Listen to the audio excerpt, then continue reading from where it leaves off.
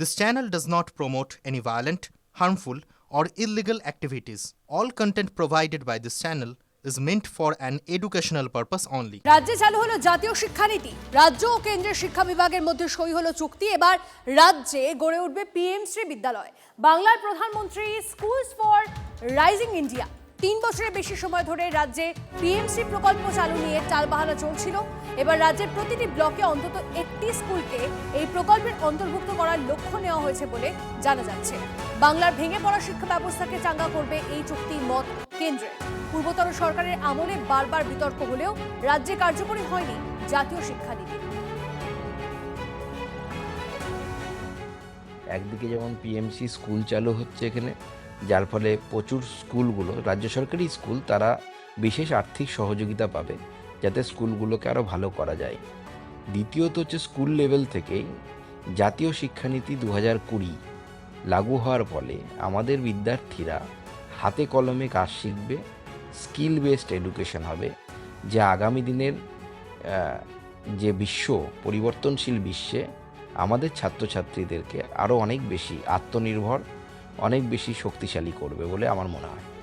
এবং এর ফলে আমাদের যে যুব সমাজকে আমরা তৈরি করছি, হিউম্যান রিসোর্স যাদেরকে আমরা তৈরি করছি স্কুলগুলোতে, তারা আগামী দিনে আরও বেশি জব মার্কেটের জন্য উপযুক্ত হয়ে তৈরি হবে। শিক্ষা ব্যবস্থা বলে বাংলায় কিছু নাই, সেটা ঠিক হবে। এবং জাতীয় শিক্ষানীতি যেটা আগেই ঘোষণা হয়ে গেছে, এখানে লাগু ছিল না।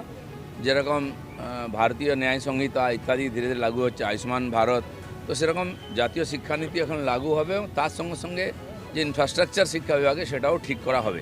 সময় লাগবে একটু, টিচার নেই, কর্মচারী নেই, এগুলো ভর্তিও করতে হবে, অনেক কেস চলছে, সব নিয়ে সরকার চিন্তাভাবনা করছে।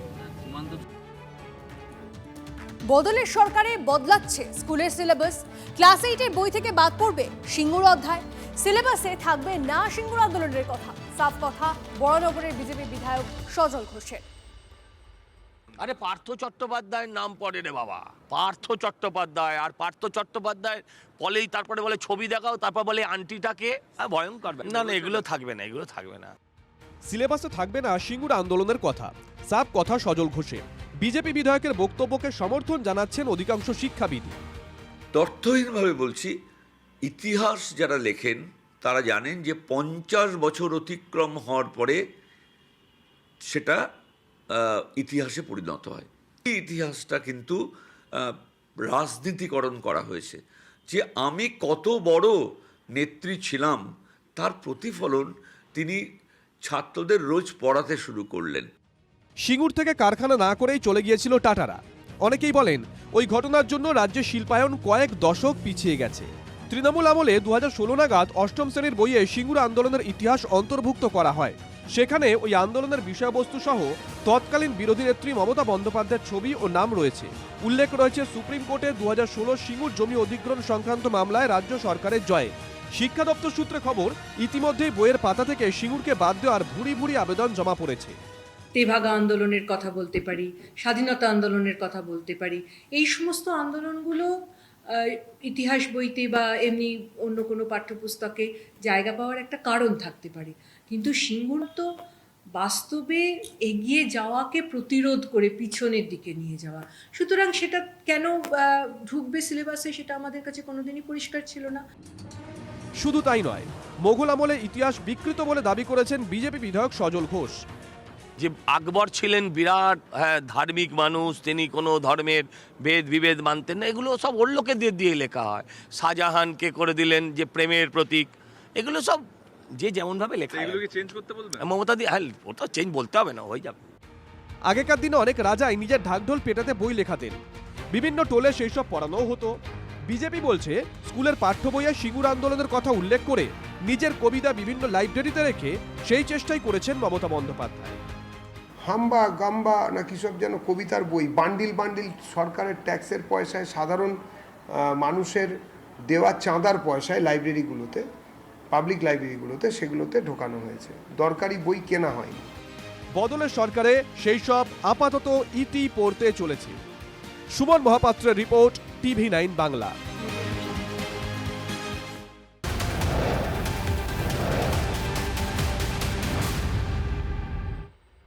অভিনেতা তৃণমূল সাংসদ, দর্শক আসনে বিজেপির রাজ্য সভাপতি নাটক করছেন পার্থ ভৌমিক, বসে দেখছেন শ্রমিক ভট্টাচার্য। নাটক দেখতে একাডেমিতে বিজেপির রাজ্য সভাপতি, সেই নাটকে অভিনেতা তৃণমূল সাংসদ পার্থ ভৌমিক। নাটক দেখে মুগ্ধ শ্রমিক, গ্রিন রুমে গিয়ে পার্থ সহ অভিনেতাদের অভিনন্দনও জানিয়েছেন বিজেপি নেতা পার্থ আমার কাছে নতুন ছিল, অভিনেতা নয়। পার্থ ভৌমিক সম্পর্কে মন্তব্য শ্রমিকের। এ বিষয়ে অবশ্য কোনো মন্তব্য করতে চাননি তৃণমূল সাংসদ।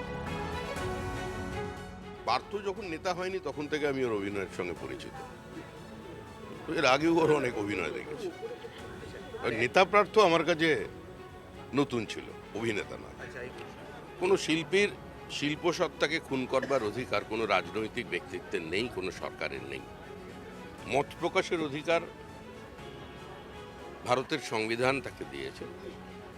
নাটক নাটকের মতো চলবে, সরকারের সমালোচনা হবে, সরকারের বিচ্যুতিকে তুলে ধরে যদি কেউ নাটক করতে চান, কেউ কবিতা লিখতে চান, কেউ প্রবন্ধ লিখতে চান, আমার মনে হয় যদি সেটাকে কেউ বাধা দেয় তাহলে সেদিনই এই দেশের, এই মাটির, এই সংস্কৃতির মৃত্যু নেমে আসবে। মধ্যপ্রদেশে চলন্ত ট্রেনে আগুন, রাজধানী এক্সপ্রেসের B1 কোচে আগুন, রতলমের কাছে দুর্ঘটনা ঘটে। তিরুবনন্তপুরমে থেকে দিল্লি যাচ্ছিল ট্রেনটি, জানলা ভেঙে 68 জন যাত্রীকে নিরাপদে নামানো হয়েছে। শর্ট সার্কিট থেকে আগুন বলে প্রাথমিক অনুমান, জ্বলন্ত কোচটিকে ট্রেন থেকে আলাদা করা হয়েছে।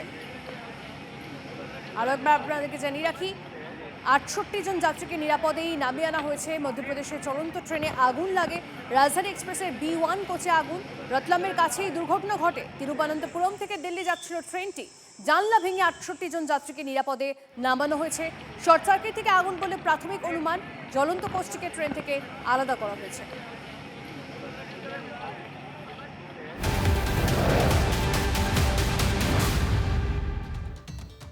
সাতটি জাতীয় সড়কের অংশ NHAI ও NHIDCL কে হস্তান্তরে রাজ্যের অনুমোদন। কেন্দ্রীয় সড়ক ও পরিবহন জাতীয় সড়ক মন্ত্রকের একাধিক অনুরোধ সত্ত্বেও প্রস্তাবগুলি প্রায় 1 বছর ধরে রাজ্য সরকারের কাছে মুলতবি ছিল। আনুষ্ঠানিক হস্তান্তর না হওয়ায় এই সড়কগুলিতে উন্নয়নমূলক কাজও বন্ধ ছিল। এবার অনুমোদন পাওয়ায় কেন্দ্রীয় সংস্থাগুলি আর বিলম্ব না করে কাজ শুরু করতে পারবে বলে খবর। অবশ্যই সামরিক সুবিধার জন্য তো রাস্তাঘাট চাই, রাস্তাঘাট যাও বা আছে সেগুলো ঠিকঠাক হয় না। যাতায়াত ব্যবস্থা প্রথম, উন্নয়ন তার সঙ্গে যুক্ত আছে। এগুলো সমস্ত কিছু শোধরানো হবে, ধীরে ধীরে সমস্যা দূর করা হবে। আর পশ্চিমবাংলার রাস্তাঘাট যেটুকু কেন্দ্রীয় সরকারের হাতে সেটাই ঠিক আছে, বাকি সব চলার অযোগ্য আছে। এবার যেটা সম্ভব আমরা কেন্দ্র সরকারের হাতে দেবো। অনেক কিছু রাস্তার ক্যারেক্টার চেঞ্জ করা হয়েছে, যেমন মদের দোকান করতে হবে বলে ন্যাশনাল থেকে স্টেট হাইওয়ে বানিয়ে দেওয়া হয়েছে খালি কায়েমি স্বার্থের জন্য। তো এই ধরনের আইনের ফাঁক দিয়ে অনেক কাজ হয়েছে যেটা সাধারণ মানুষের এবং দেশের হিতের বিপরীত, সেগুলো সব ঠিক হবে।